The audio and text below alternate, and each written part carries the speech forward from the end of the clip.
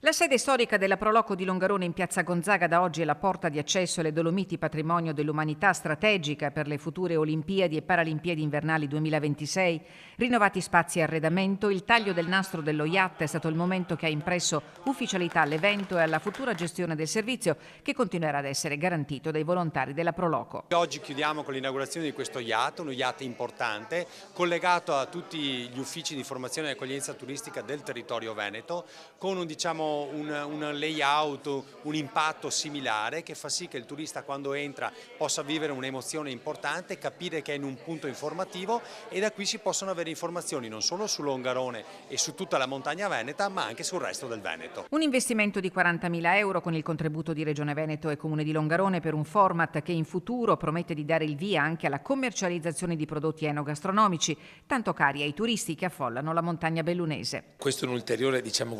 salto di qualità che abbiamo voluto fare inserendoci proprio nel circuito che la Regione ha messo a disposizione e che ha finanziato attraverso questa modalità, che dal punto di vista estetico mette insieme diverse realtà in tutta la nostra Regione. Longarone non poteva star fuori da questo sistema. Un sistema che garantisce di comunicare all'esterno tutto ciò che c'è in Veneto, un lavoro partecipato che cresce dal basso. Sono stati investiti tantissime altre risorse per quanto riguarda invece lo sviluppo del piano strategico, penso alla carta dell'accoglienza, penso a tanti interventi che abbiamo fatto che hanno il compito di gestire quella che è l'offerta turistica sul territorio, migliorando il servizio non solo per aumentare il numero dei turisti ma soprattutto la qualità del turista che noi vogliamo nel nostro territorio.